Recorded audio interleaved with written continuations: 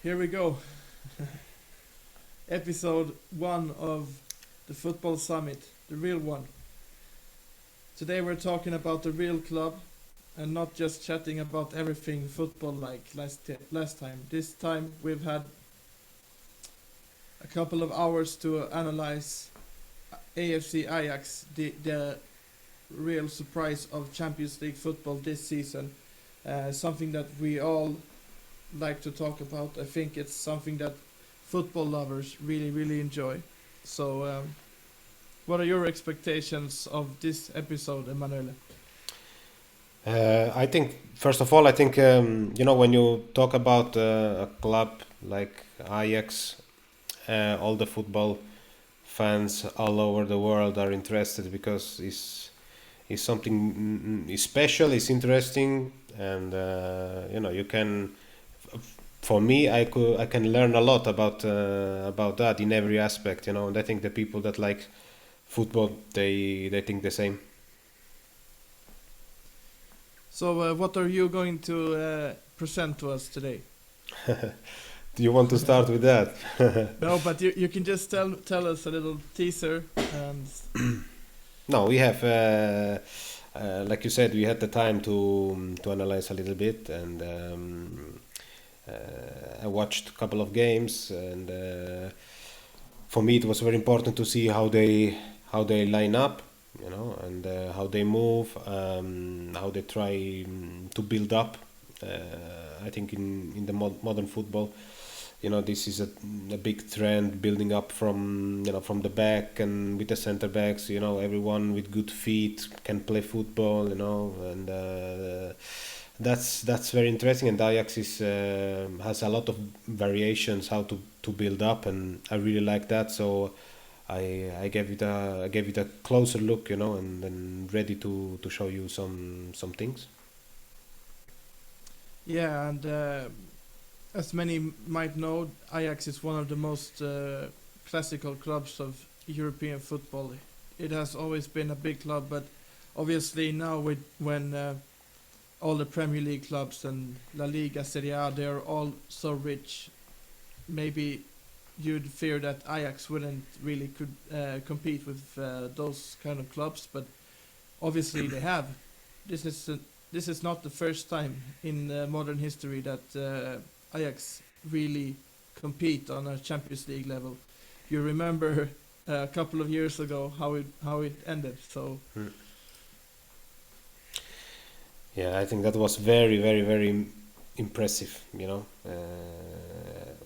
And then to go far in the Champions League is one thing. To knock out big clubs is another thing, and then to lose to Tottenham the way they lost is another thing, unfortunately. But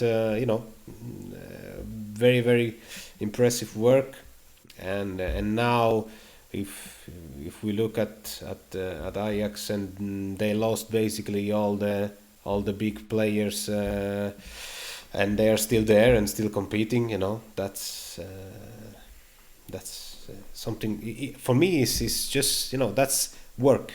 Philosophy of the club, structure of the club. It doesn't matter who plays. The style is always more or less the same. The ideas are the same. You wanna play that way, and they have a lot of players. The scouting is very good. So very interesting. yeah, and today they are very focused on South American talent, bringing some really good players to the European stage. Yeah. What do you think of just generally speaking? What do you think of Ajax scouting system? I think I was when we made this analysis, I was very surprised about the network they have, and with the clubs they are. We know they are in very good relationship with Barcelona, because we know that, but they have a lot of partner clubs all over the world. And I didn't know that they had a partner club in China, and this stuff. Mm. This was very interesting for me to see. So that for Ajax to have this network, I think that's it's important. Also in Brazil, you said South America. They have in Brazil they have some important partnerships. So I really like that. Yeah, and they have a great academy as well, which Oh, everyone who follows football knows very well. yeah. But it's difficult for us to say no one has been inside of Ajax. Of course, we have never been there. We never talked to anyone at Ajax.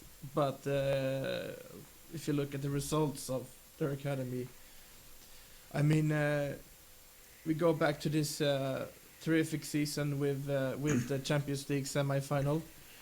You had the likes of De Ligt and De Jong leaving the club for almost more than 150 million euros together. I think even like 80 each, so 160, which is unbelievable. They were basically nothing. Okay, they were big talents, but no one knew about them. I think their market value was maybe 1/10 of what it was after this unbelievable Champions League journey that they have had. So that's really impressive. It also, the way that they've managed to get everything out of Dusan Tadic, an older player, that's really also, it shows the opposite, that they can also make something good out of a player that seems to be, that his career is done.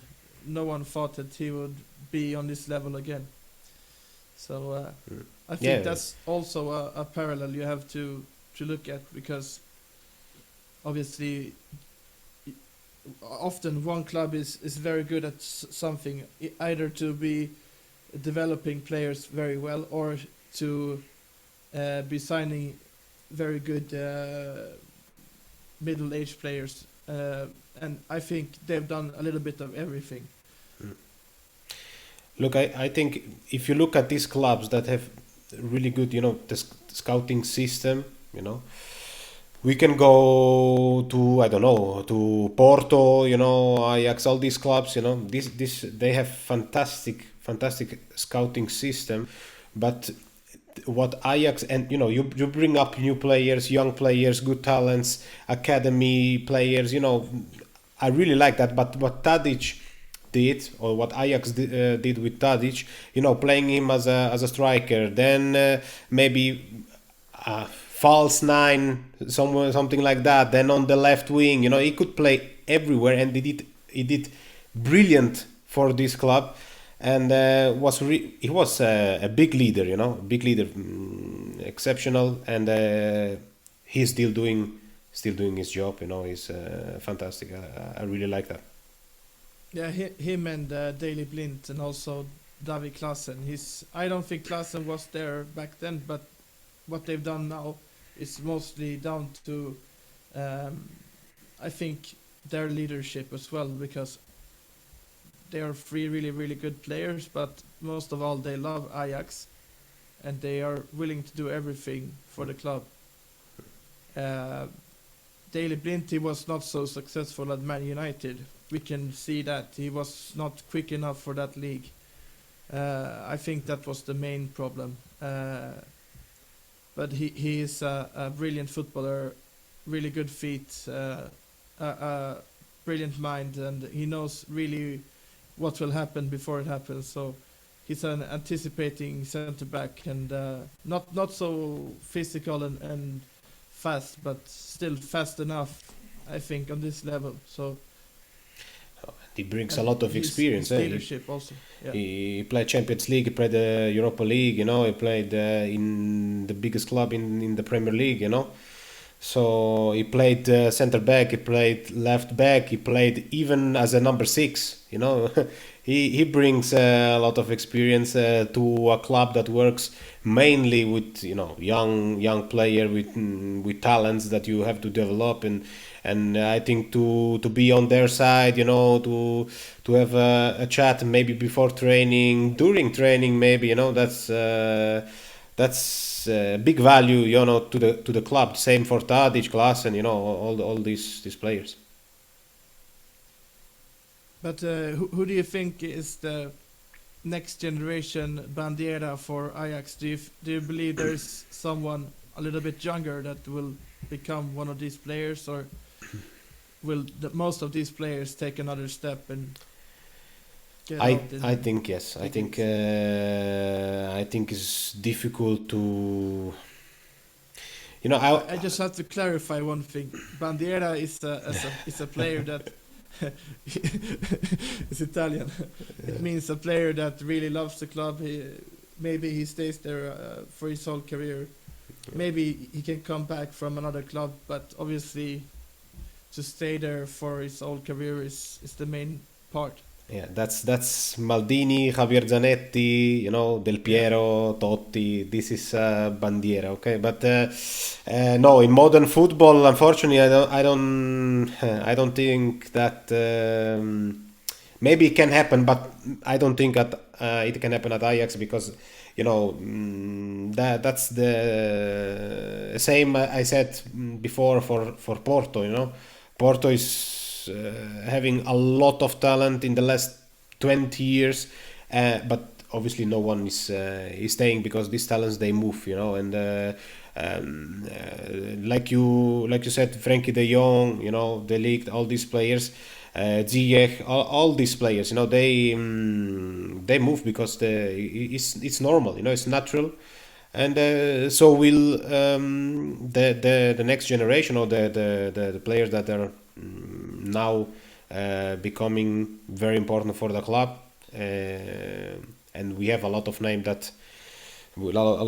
in that squad that could move, and but the next players are already in line, like Darami and all these players. Yeah, I think as long as you get some money for your players, then it's no problem. I think Ajax will always accept their place in football hierarchy if they can get some money for their players. Hmm. It's like if they start not getting so much money from sales, either if they go as bossman or if they uh, if they make some bad deals, then I think they will lose their ability to reinvest so much money into the club. That would be the end of a good Ajax if they got in that situation that their In modern big sales football, would stop. with this money that is in football right now, I don't think that this will be a problem. Money is the last problem we have in football. If Real Madrid can pay 50 million to per year to Mbappe, okay, they don't pay a transfer fee, but if you can have a 50 million wage, then I don't think there is a problem in football. If Barcelona can pay over 200 million for PSG, over 200 million for Neymar, all these things,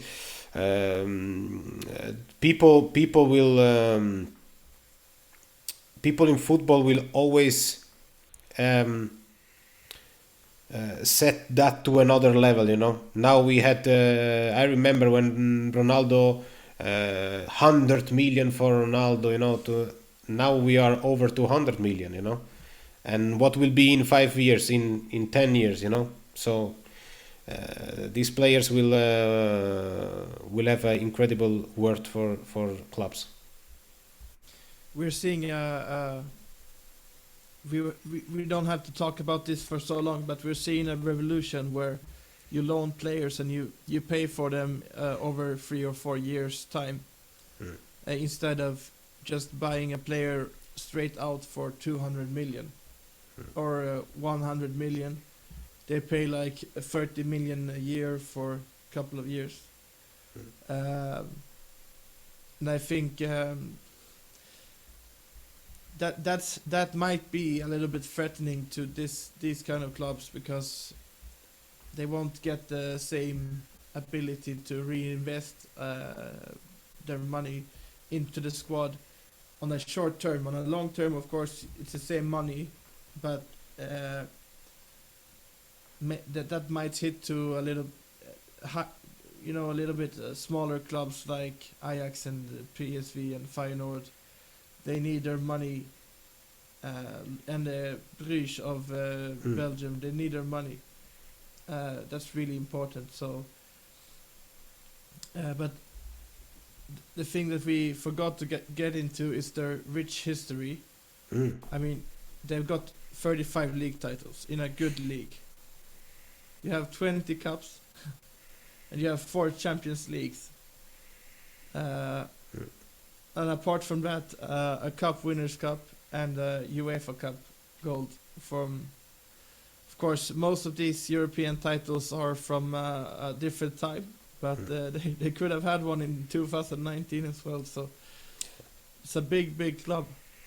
No, it is a big club, and was an inspiration to many of the big clubs we know today. As of Barcelona, we were talking about that, but everyone knows the way of playing is inspired by Ajax. That's clear, and we know how big of a club Barcelona is. So that says it all. You have Johan Cruyff, who is mostly written down as the creator of this modern tiki-taka, but Yeah. also the early times of tiki-taka. You can see the likes of Frank Rijkaard and other Dutch managers trying something that reminded of the Cruyff school, which was obviously it's not so easy to implement on your team, because you need some extreme qualities. You need some extreme intelligence and extreme passing ability and ability to move without the ball.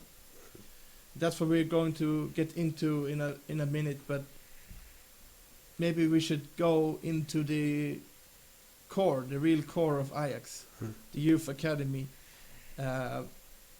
which might be the best, or at least one of the best in the world right now. What have you found about the academy, Emanuele? It's probably is the best academy, or one of the best at least, and the way they work, the philosophy they have, they select players. They have their idea of football, and they select players on these strengths, or that the player needs to have to provide this type of football, huh? So and develop are very good coaches in youth academy, so all these players that go through this, that's my what I think. I think in the youth academies there should be the best coaches. Obviously every coach wants to be a Guardiola, Mourinho, Ancelotti, but I think the best coaches, we need them with the kids, so that's and Ajax, I think they have that, and that makes the difference to then develop players like the Young or the Ligt, or all these players that came through the academy. Yeah, and this shines some light on the important factor of having good youth coaches that don't strive to be a first team manager, because it's so different in every kind of aspect. Of course, you work with people and you lead them and you try to develop them. That's three of the things that you will find both on youth and senior level. But you have such a challenge to make like 15, 16 year olds to do the same thing for the same reason, and putting up for each other, and all of this stuff is really, really important. And you don't have to do that with senior players because they know what has taken them there.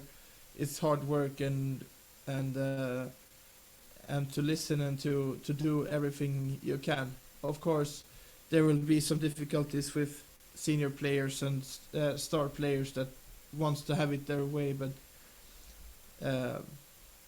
you should not mix a youth coach with a first team job, because that will destroy some of the dynamics that you have with the players. Yeah, yeah. No, Um, it's so important that the coaches that work with younger, with maybe they start today. They start very early. There are competition to get a 10-year-old.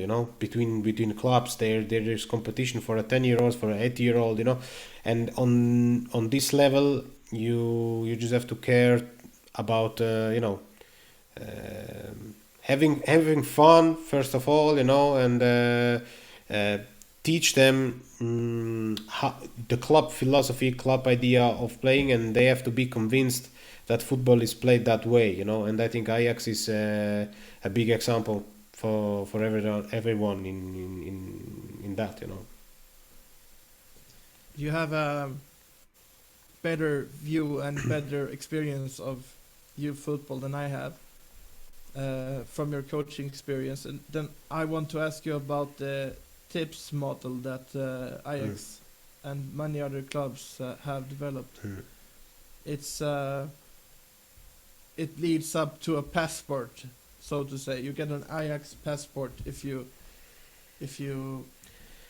You know, you do you all can, these things. two of these tips, you can explain shortly what it means, but then I will go more into detail. Yeah, well, TIPS is 4 words put into one, and the first one is technique. You have to be technically skilled. Yeah. Then you have insight, personality, and speed. Look, personality and speed is something, every player is different, but to play in this certain system, you need to have technique, you need to be this kind of player, but speed, you can improve a little bit, personality is 50-50, maybe you grow into a role, but you can improve, and then you have to have this talent, technique is so important, insight so important, especially in a way of football that Ajax has. If you want to move the ball fast, this triangle that they are creating all the time, to find the space between the lines, all these things, and that starts from a very young age, in this club, and that's just fantastic, Yeah, and it would be really nice to go to one of these trainings and watch them play. I mean, I've been to Brommapojkarnas training, which is generally considered one of the best academies in Europe. It's the biggest football club in Europe with 3,000 kids active. And what those 11-year-olds could do with a ball, I've never seen something like that. It was on another level than I've been when I played with friends that are on a, I don't know, 15, 16-year-olds playing in a regular academy. They know half of the technique and half of the they have half of this football personality that they have. That's really it's cool to see that they are doing it on very young players and teaching them how to think football, how to um, live football, and how to You know, all these things. that's Ajax. That's exactly Ajax. You know, how to think, live football. You know, this is one big, one big family. You know, let's say, and they all think the same. They all have the same goal. You know, from under 10 to the first team. They have a very strong second team where they play in the second division. They can develop there. They can get some game time in a good league. You know, I think that makes a big difference. Yeah, and I think I've tried to look at and research the other clubs of Eredivisie top candidates like PSV and Feyenoord, and also a little bit about AC Alkmaar. And I think PSV and Feyenoord, they have a really fine academy as well.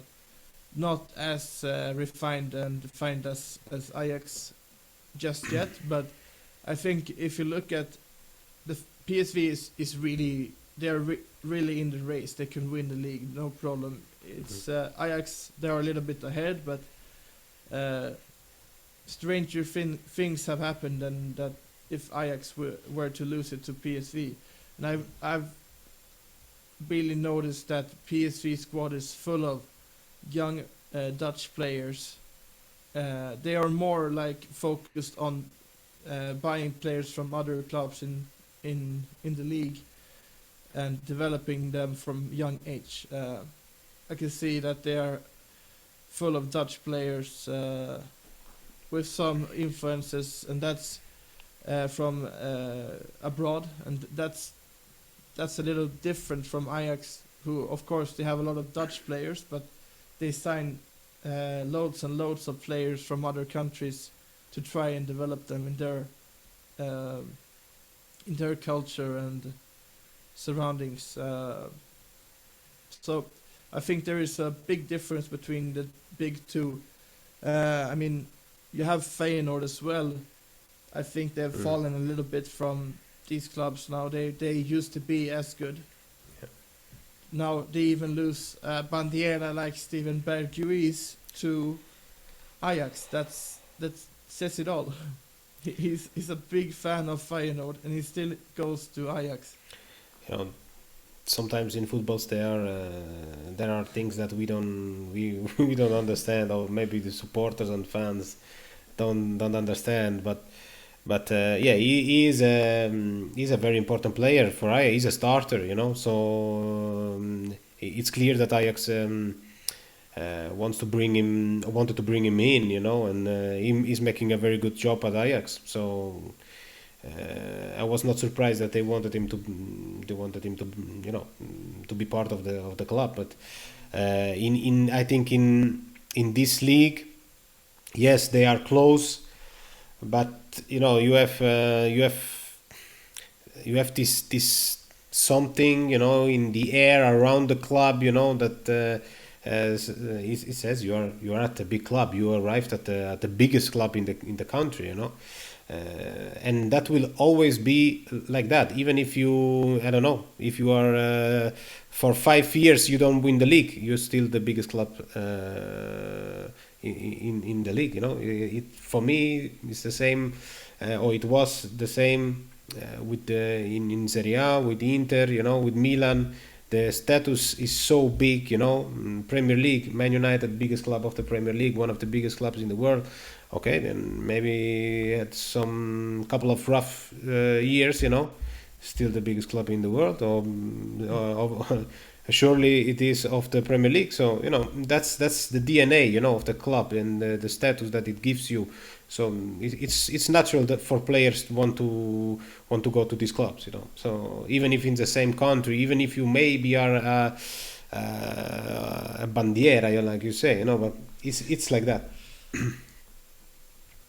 Yeah, and we're going to talk about some former players that has made a trip from the academy and out in the big world of football. Uh, I mean, if before I start, is there someone you think of specifically when I talk about Ajax academy adepts and what they've done since then? You know, now in the short period, last couple of years, it's clear that we have, the young and the league, that they are really uh, really one of the best players in the world right now. Maybe they are both now playing for teams that are struggling, but they are big talents.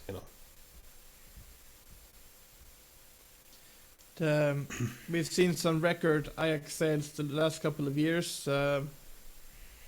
They've sold, I think, 5 players for more than 30 million euros, which is,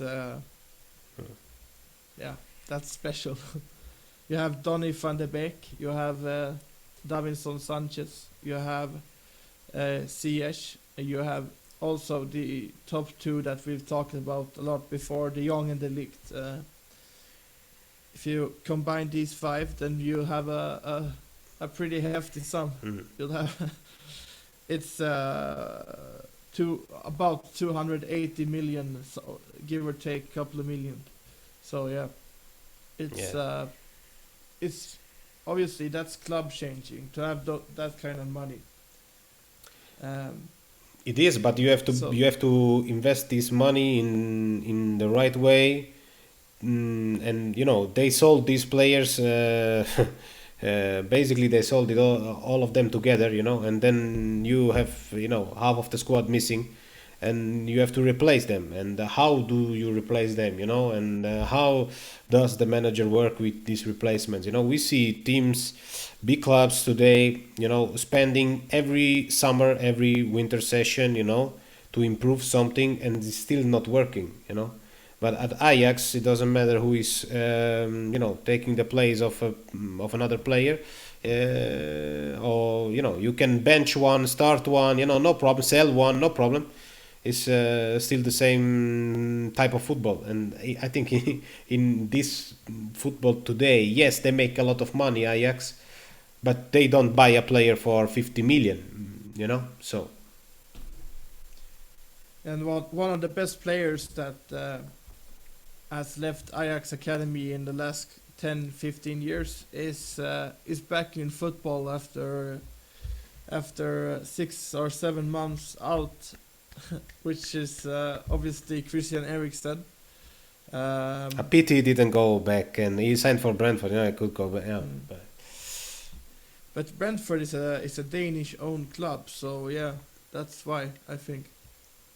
Yeah, maybe they were in contact with him. I didn't know that. Maybe they were in contact with him through, Yeah. But still. Well, they have a Danish management, Danish squad, basically, Danish manager, and also the owner owns Midtjylland and Brentford. Very big Danish connection there, so yeah, from there they have a lot of talent. Good step for him. Yeah. And, yeah, and they need a creative midfielder. I think Brentford is not finished with their squad building. So no, I think he will do. Obviously, the Premier League. He knows the league very well, and for a club like Brentford, he will be very, very, very important with all his experience, and he will score some important goal, assists. He will. He's very. He's a leader, he's a leader, silent leader, but he's a leader, and for a club like Brentford, he will be very, very, very important. And you have made an analysis of Ajax manager, one of the best in the world, if you ask me. Yeah, he is. Ten Hag, which is, I think every club in Europe no one would mind to have him. City, no, and if they would lose Guardiola, they would call him in 5 minutes. So look, in the summer, look, he decided to stay but in the the next summer, I don't know if he would stay again. Now it's been a couple of years that he's there, and I'm sure he had a lot of good offers. Big clubs. Man United is one of them, and Man United will need a new manager in the summer. So I think he's number one on the list. I don't know if you can. I don't know if you can say no to Man United. No. Well, it depends on if he can get some backroom staff and if he can maybe get a sporting director from Ajax or whatever. The with Rangnick in as a, I don't know what he will be, consultant or what he will be, but he will be involved in choosing the next manager, and he will back him with in his decisions, and players maybe. But that's for Ten Hag. That's not important. For Ten Hag, it's important to work, and the Man United squad is full of big players, and he will do. Obviously, it's a different thing to be manager of Man United or manager of Ajax, and we can forget that. But with his work and style, I think he can fit very well in the Premier League. And some Dutch arrogance is never bad for a club like United. No, it's good. Yeah, it's good. He will do very well, and for the younger players, I think it will be a good choice. And so we're going to your analysis now. You have prepared a couple of pictures showing how Ajax play. Yes, as I said, for me it was very important to understand how, first of all, how they play and why they do that in that way, especially in the build-up, and they line up most of the time in a 4-2-3-1, but it looks like a 4-3-3. Okay, it depends, but it's so fast and fluid in the movement that you cannot really see the difference. Is it 4-2-3-1 or is it 4-3-3? If we look back at the last game they had before the break against PSV, if I don't know if I can show that. 1 second. Okay, do we see that? Yes, we see that. Yeah. Okay. Wait a second. To search it.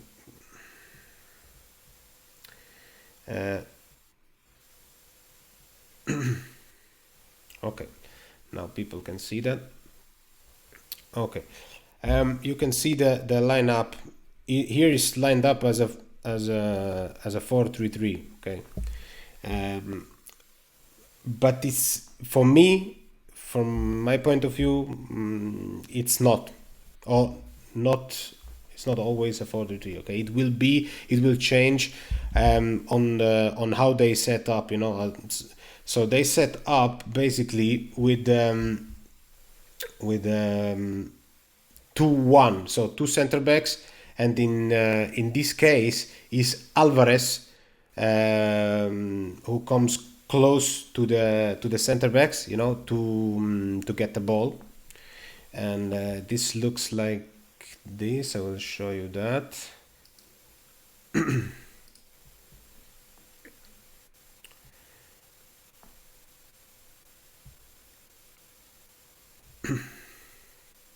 So now you can see that picture. So you have the center backs and Alvarez, as I said, coming a little bit deeper to get the ball, and you have already this triangle. And then the fullbacks, Masraoui and Blind in this case, they go up. Okay, and from there is more. I think two possibilities of two options. What can happen? It can be Blind drop deep to also collect the ball. I will show you that in this picture. Wait a second. This one. Now you can see that. Now you see Blind, dropping back to collect the ball alongside Martinez and Timber, and Alvarez is still there, creating that triangle, and Tadic taking his place on the left, on the wing, and is basically the same build up they had before, but Blind goes to collect the ball and Tadic goes to the wing. Okay, and the second possibility is this one. I'll show you that. Is that Gravenberch is going very deep between the two center backs, and he will collect the ball, and Alvarez closing a little bit down, and Blind staying wide with Mazraoui staying wide, Tadic and Anthony in the half spaces. Okay, and that is Gravenberch here is playing in a similar role that Frankie de Jong had in the season 2018-19. He drops between the center backs, to help progress the ball, and this creates a 3-1 from the 2-1 shape to a 3-1 shape, to build up, and it's very, from there you have a lot of options, So the biggest change, now we have, because against PSV, Brobbey was the striker, but imagine if you now have Haller as a number 9, then maybe you have different options, because a big striker, big guy, tall, so you have more options, with a real number 9, Then what they do is they try to bring a lot of people to one side of the pitch, to attract opposing defense, to go to one side, and this strategy, is very effective, especially against this team that have a low block, let's say low block, okay, because they are patient enough to wait and look for these specific spaces, and in between the lines, and this will drag the defense out of position, doing that.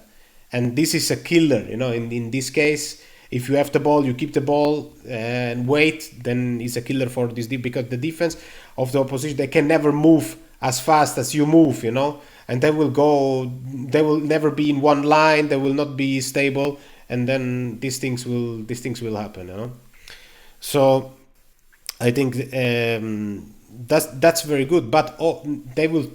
Now you can see it. I marked it out in yellow. They will always try to have triangles in passing possibilities. Okay, from Gravenberch, Martinez, Alvarez, all of them.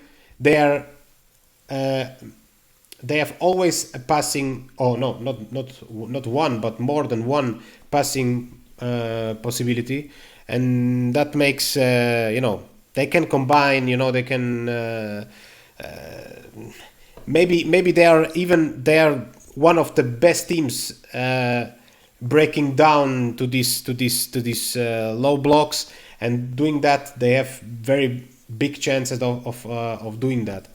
Then I can show you this one. Just a second. Here's to show you, marked in the yellow, how many players are there. You know, we can count 2, 4, 6, 7. You know, and against 5. So you have more option than the opposition, and you are there. You know, maybe obviously if you are not if there is, maybe can happen, you know, that you lose the ball, or if the pressing maybe, you know, is effective, and then you have a lot of space there between the lines for the opposition. You have always a 1 against 1. Masraoui against number 7, Timber against number 9.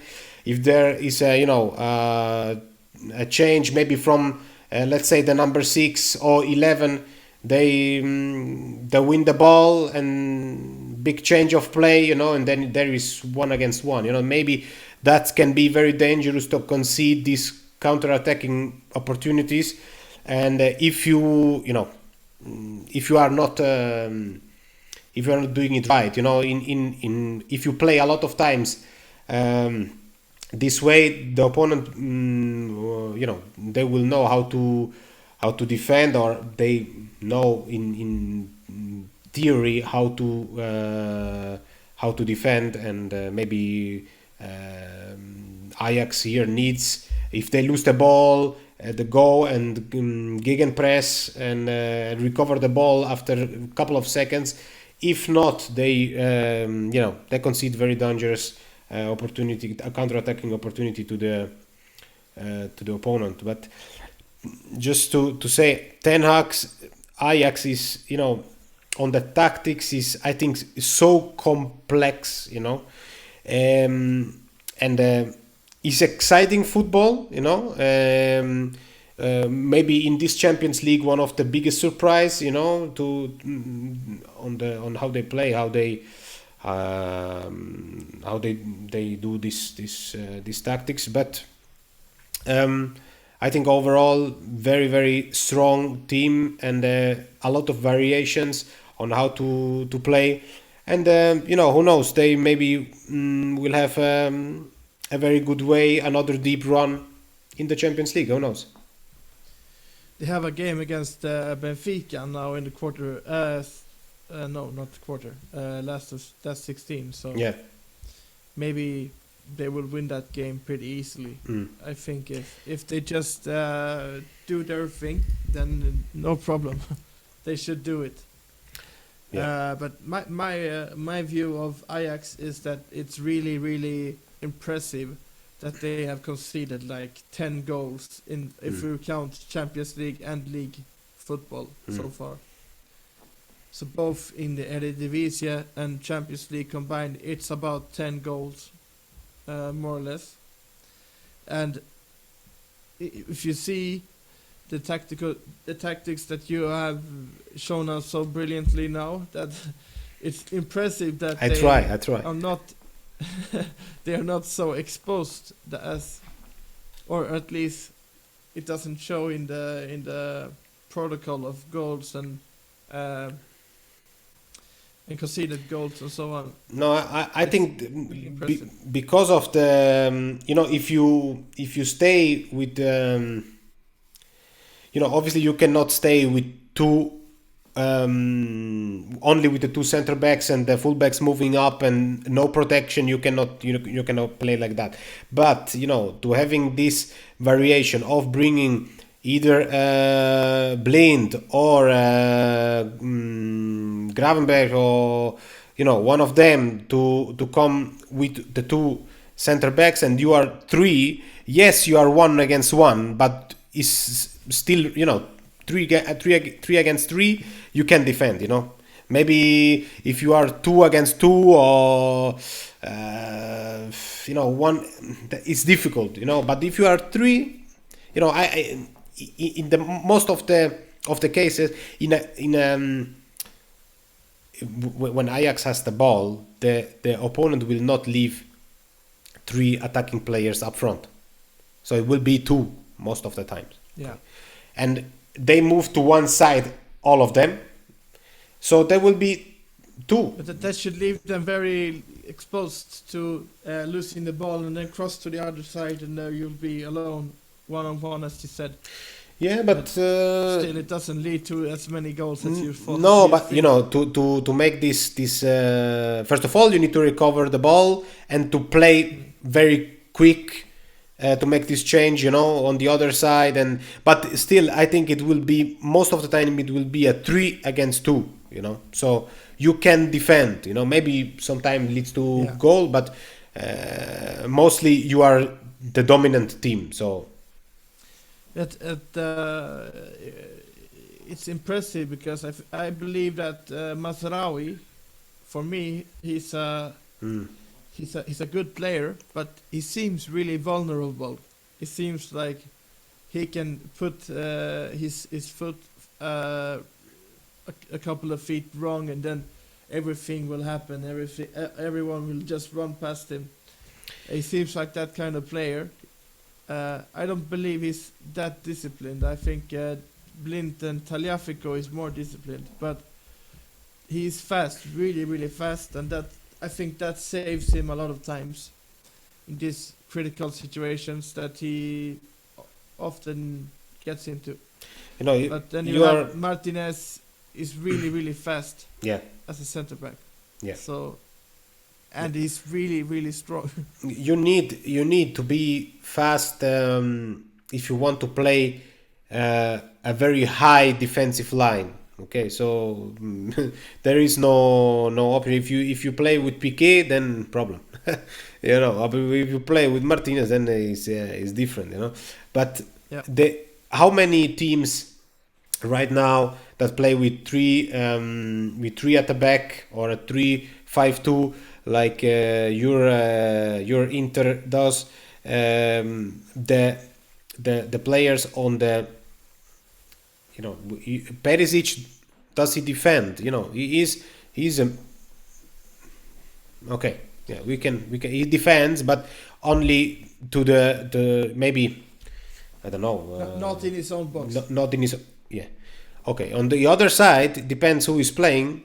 If play Darmian, okay, he can do it all. He can go up and cross. He can defend. He can It depends who is playing, but you need to balance. You can have one offensive winger like Perisic, but on the other side you need someone like Darmian, for example, or don't know who you want to put.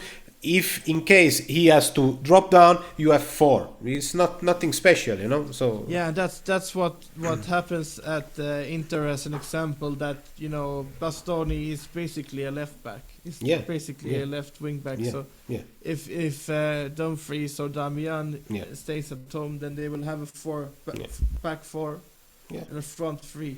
Yeah. But we don't have to talk about that team today. But the principle of having one attacking player and one defensive. A lot of teams play like that. In the now in this type of football, everyone does it. I think Reece James is a really good example of when you do this really good, then it's a very effective system. Yeah. And also but now you have Gosens, Now you have Gosens. Now with Gosens, these problems disappear. Now. Cheers to that. Congratulations, fantastic signing. Yeah, well, two-way players is a thing of the future. I think the most modern midfielders are also two-way midfielders. And look at the likes of Barella, Milinkovic-Savic, Pogba. You have Bentancur. Of course, he's not that popular and he's not one of the best in the world. But he's very modern in the way that he combines defense with attack. For me, he's very good, very good. Yeah, he's very underrated. Yeah. One time we have to talk about Tottenham and we'll talk about him for 10 minutes. Yeah. But I think that's really important in modern football to be able to do 2 or 3 steps in the midfield. first to win the ball. Not every midfielder has to be a great ball winner, but you need to be able to anticipate the play and maybe win a ball or two. Then you have to be able to run with the ball. You need to be clever and to be able to know, if I do this, what will happen next. Anticipate the game and what will happen, and running with the ball. That's two things in one. And then number 3, you have to know where your midfield colleagues are at all times, and identify their movement patterns, so to say. That's what I think Ajax has done really, really well. They can have 2 6s and 1 number 10. They can also have 2 6s and a number 8. But I think in general, when they play together, it doesn't matter who plays. It all feels so natural and fluent. So that's why you don't know. They have so many different variations of how they want to play, and everyone knows exactly what job he has to do, and fluid, very good, transitions very good, so that's very, very, very strong, We're soon 1 hour into the show. I was thinking that maybe it's time for you to ask some questions about Ajax or whatever. Yeah, of course, yeah. And if you have some questions, then we're happy to answer them. I don't know if we've got any chat messages yet. But I was thinking that one thing that I want to end with is the fact that I think they can be really unstoppable this spring. If they don't get the likes of City or Bayern München, I think they have a really, really good chance. It's clear because Bayern and City, they do what Ajax do well, but they do it even better. That's the thing. We speak about fantastic players. All of them in their position are big stars. So you cannot compare. But sometimes Ajax showed us that with Juventus, what they did with Juventus, you can do it. Football is like that. You can. Well, we have one question about Mbappé. Okay. Maybe it's not Ajax, but we can discuss if someone said if Benzema is the ultimate solution for Mbappé for the new Galacticos. I don't understand the question. Maybe they mean if it's the ultimate pairing. I think I think Benzema, it's difficult to find a better number 9 than Benzema. He's so complete. And if you have a player like Mbappé is not a number 9, so he will play on the left or on the right. Where, with Vinicius, they have to fight for the left side. I don't know, but I think very good. Yeah, these two together, very good. And of course, Vinicius as well. It's not just a pairing. It's a trio. Yeah. So yeah, that's important. Vinicius is really underrated. Real Madrid and La Liga fans, they know the greatness of Vinicius, but he is really. No, Vinicius. He's really effective. Very, very, very quick with the ball. He's good. Vinicius is very good. Almost never seen someone as fast as him with the ball and do something good out of it. So no. he's I think he's a little bit more explosive than the likes of Neymar and other Brazilian wingers. He's a bit more explosive, more straightforward. No, he's good. He's very good. And then you have Rodrigo. He has to grow a little bit, but he's very good. And some of Real Madrid Castilla, young, good, very young players, good players. You can still bring up. You have still players like Asensio. We cannot forget. Then obviously you have Hazard and Bale, but these two, I think for them, even though Ancelotti, rates them a lot, but I think is done for them in the summer. Yeah, I think they should release Luka Jovic to another club. I think Yeah. he's not a bad player, but he's not the number 9 that Real Madrid No, it's not. is suited to have. No, it's not. He's more of a Bundesliga player. No, yeah. In Bundesliga, I don't know who remembers him, but he was top class in Bundesliga. Unbelievable. Yeah. That was, of course, I think he cost 50 million euros or something like that. And at that time, it was not unthinkable price. No. For what he did, we can say anything. It was okay. For Real Madrid, 50 million is no problem.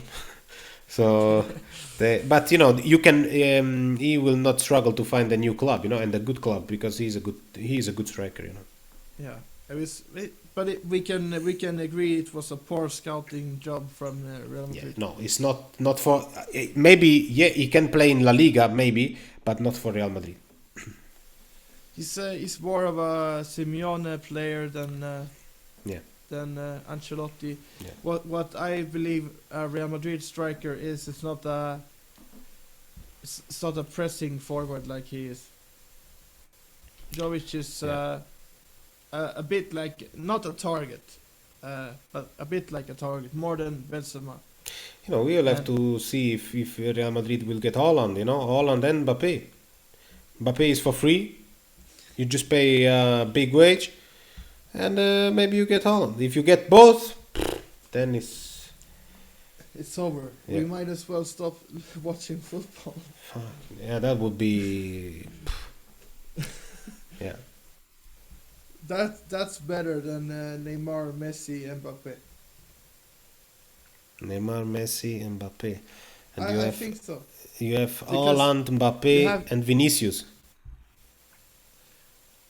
I think that because But Neymar is fantastic. That's We cannot. Yeah, he yeah, gets a but lot of it's- hate, but he's a fantastic. I love him, but it's more of a futuristic team. You can have them for 10 years. Yeah, of course. That's what I like. To have 3 such young players, that would be one of the best trios of all time. Yeah. Yeah, it's true. Yeah. Maybe, of course, it's not a bad trio, Mbappe, Messi, and Neymar, but they've shown that they're not fit together. Oh, but Messi scored 1 goal in Ligue 1. It's, Yeah, they got knocked out by Nice now in. Yeah, he was playing with the number 10 again, and but Ligue 1 is not for him. But I probably see a comeback, to Barca. Oh yeah, that's.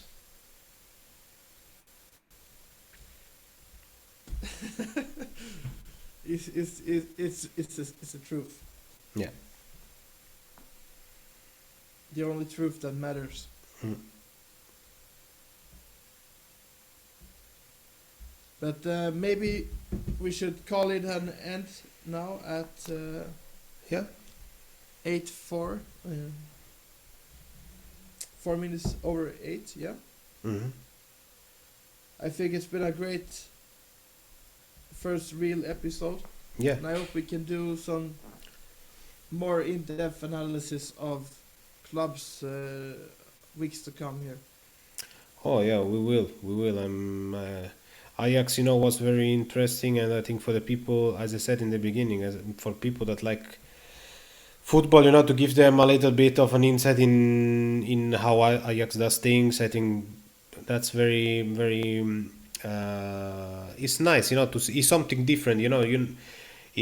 People always talk about the same clubs, same players, but to go a little bit different is what we want to do, to bring you closer to other clubs, to other football cultures, to you know obviously we will have big clubs analysis and everything and big players, but sometimes to get a little insight into these things for a football fan, football lover, you know I will rewatch the show and learn something maybe.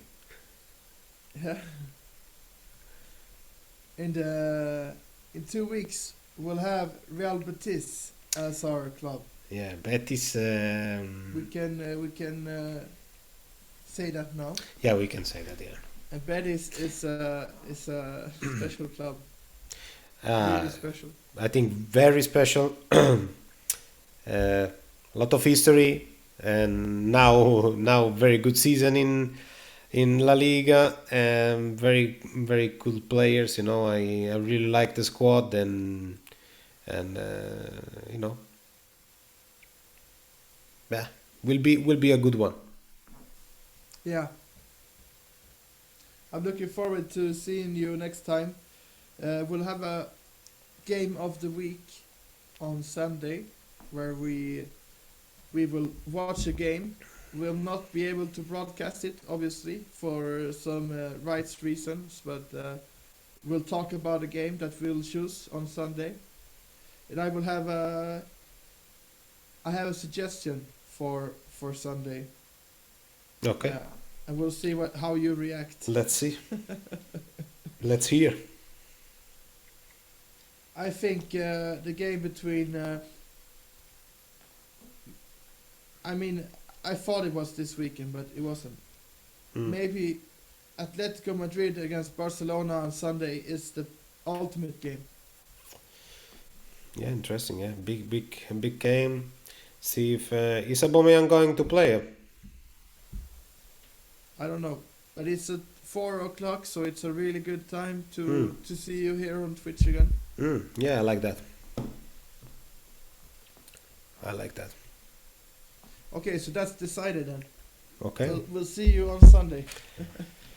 Perfect. Muchas gracias a todos. Thank you for today.